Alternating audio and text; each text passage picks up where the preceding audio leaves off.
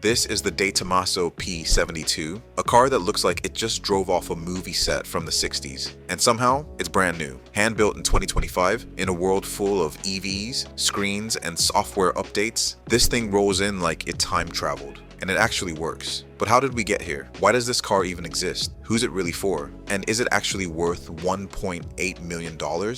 See, most modern cars are obsessed with numbers, lap times, drag coefficients, 0 to 60 speeds. But the P72, it's obsessed with something else. It brought the past back, with curves, with character, with zero apologies. Every once in a while, a car comes along that doesn't try to be the fastest, the smartest, or the most expensive. It just tries to make you feel something. This is the Tomaso P72, a car that doesn't care about the future because it's too busy perfecting the past. In an era where most cars look like they were designed by artificial intelligence to blend in, this one was clearly crafted by someone who refused to. And honestly, that's exactly why I'm obsessed with it. If you're into cars that stir the soul, not just a stopwatch, hit that like button, subscribe to the channel, and let's dive deep into one of the most beautiful machines ever made. Founded in 1959 by Argentinian racer Alejandro de Tomaso, the company was always about breaking rules. He didn't want to be Ferrari or Lamborghini. He wanted something different. His vision was simple: Italian flair, American muscle, and racing soul. You probably know the Pantera, mid-engine, V8, raw as hell, and somehow sold in 4 dealerships in the US. Imagine walking into a Ford lot for a Taurus and driving out with a fire-breathing Italian missile. But like most passionate ventures, the brand struggled. Ownership changed hands, innovation slowed, and by the early 2000s, De Tomaso was just a badge in a filing cabinet somewhere. Then came Norman Choi, a businessman from Hong Kong who saw the brand's ashes and decided to rebuild the fire. Unlike most brand revivals where someone just slaps an old logo on a new shell and calls it heritage, Choi and his team did something bolder. They went back to the archives, back to the Tomaso P70, a prototype race car from the 1960s built in partnership with Carroll Shelby himself. That car never got its moment, so they gave it one, with the P72. And when it rolled out at Goodwood Festival of Speed in 2019, people didn't just look, they stared. It was like watching a ghost walk into a room, but this ghost had 700 horsepower and rose gold trim. The P72 isn't styled, it's sculpted. This is car design as emotion. Designed by Zhao Wang, the same mind behind the Apollo IE, this car pays tribute to 1960s endurance racers, with long, sensual curves, a bubble canopy, and proportions that make modern hypercars look cold. The fenders bulge like muscles under silk. The tail flares out like a flamenco dancer mid-spin. Even the mirrors look like they belong in an art gallery. Honestly, I think this is the best looking car of the last decade, maybe longer, and I'm not just saying that for YouTube clicks. It's that serious. It looks like passion on wheels. Step inside, and the drama continues. The interior is where things go full Bond villain. Analog dials with gold bezels, quilted leather seats, exposed mechanical linkages that look like something you'd see in a luxury watch more than a car. No touch screens, no voice assistants, not even a backup camera. This car doesn't ask if you're ready, it assumes you are. And honestly, I love that. The more digital cars get, the more I crave something like this. Something physical, something that rewards you for paying attention. Behind all that elegance is a 5.0-liter Ford Coyote 5.8 supercharged by Roush and tuned to put out around 700 horsepower and 820 Newton meters of torque. And it's paired with a 6-speed manual transmission. Yes, manual. In 2025, no dual clutch, no paddle shifters, just your left foot, your right hand, and a whole lot of adrenaline. This engine choice is genius. It's reliable, raw, and responds like a dog off the leash. And that soundtrack? Way better than any fake AV spaceship noise. No offense, BMW and Audi, I like your sci-fi vibes, but this is pure cinema.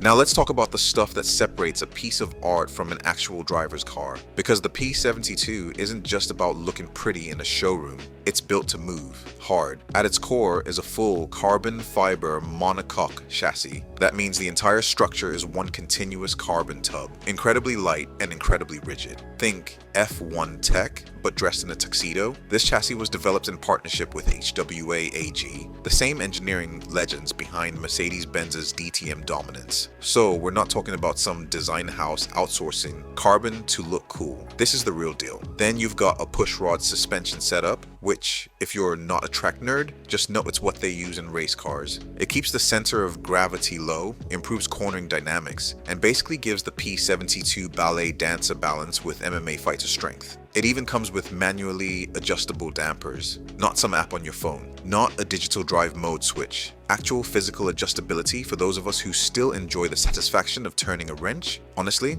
this is where the P72 really surprises me, because most cars that look this romantic fall apart the second you try to drive them like a car. But this thing will bite back if you push it. It's a sculpture, but with a spine.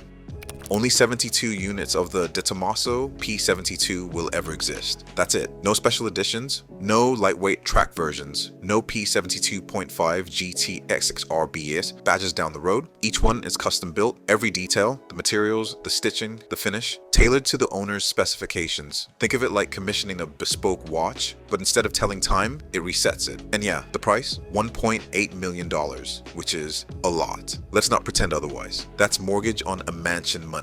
That's I sold my startup and now I'm in my villain era money. But here's the thing, this car was never about mass production. It's a statement, and like all good art, it's valuable because it's rare. You're not just buying speed, you're buying history, intention, craftsmanship, and the guts to go analog in a digital world. And honestly, I think that's more valuable than another 2.3 second 0 to 60 time in an EV you can't even hear. Now, let's address the Italian leather-wrapped elephant in the room. Is it practical? Well, if your definition of the practicality includes cup holders, Apple CarPlay, storage, or being able to reverse without sweating bullets, then no, not even a little. Getting into the P72 requires the flexibility of a yoga instructor and the patience of a monk. Visibility? Let's just say it gives Batmobiles a run for their money. It sits low enough to scrape its soul on speed bumps. And if you try to daily this car, I'm pretty sure your chiropractor will send you a thank you card. But here's the thing, I don't want this car to be practical. I want it to be ridiculous. I want it to make no sense. I want it to be the kind of car that when you pull up at a gas station, people stop pumping just to stare. Practicality is for SUVs and minivans. This car, this is for the dreamers. The Tomaso P72 matters because it dares to go against everything the auto industry is currently chasing. Where other brands chase efficiency, this chases beauty. Where most chase tech, this chases touch. Where the world wants silence, this gives you sound. Unfiltered, unapologetic mechanical sound. In 2025, most supercars feel like science projects. This one feels like a love letter to analog driving, to the golden age of motorsport, to people who remember when shifting gears was a skill, not a suggestion. Honestly, I didn't expect to love this car as much as I do. I thought it was just another overpriced throwback. But the more I dug into it, the more I realized this car is a reminder that emotion still matters, that style still matters, that driving, real driving, still has a place in this world. This isn't just a car, it's a philosophy on 4 wheels. And I hope the world keeps making cars like this, even if they only make 72. Maybe you'll never drive a Tomaso P72. Maybe you'll never sit in one, never feel the click of its gated shifter, or hear that V8 roar echo off a canyon wall. But the point of this car was never really to be accessible. It was to remind us of something we've almost forgotten, that a car isn't just a machine, it's a story. It's something that stirs you, even before you turn the key. It's form meeting function, performance meeting passion, nostalgia meeting now. And for every screen we swipe, for every EV that hums in silence, there's still room in this world for something loud, flawed, and beautiful. The Tomaso P72 won't be for everyone, but maybe that's the point, because not everything valuable has to be useful, and not everything beautiful has to be understood. If this car moved you, made you think, or reminded you why you love cars in the first place, leave a comment below. Like and subscribe if you believe driving should still be a feeling, not a feature. And if you made it to the end of this video, thank you. You're not just a viewer, you're part of the tribe that still believes in soul over spec sheets. Until next time, keep dreaming, keep driving.